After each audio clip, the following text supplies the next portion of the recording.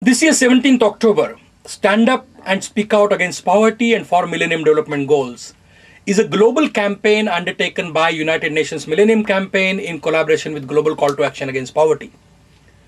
We are willing and ready to break the last year's Guinness World Record of 23 million people standing against poverty throughout the world.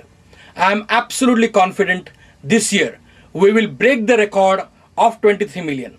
But the key issue is to break the record of broken promises by our governments in developed countries and in developing countries. The developed countries' governments have committed that they will increase the volume of aid and improve the quality of aid.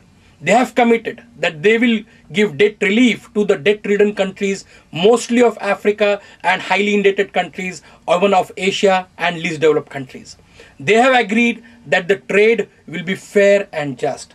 We want this to be ensured by the developed countries. While on the developing countries, the key demand is that they become more accountable and transparent to their citizens so that they can fulfill the aspirations, the minimum aspirations of basic human rights: right to education, right to health, right to clean drinking water, right to livelihood resources, fight against HIV, AIDS, malaria, tuberculosis, environmental sustainability, so that the climate change issues which will affect the poor the most are also brought in control. So these are the demands that the poor from developing countries are making on their own governments.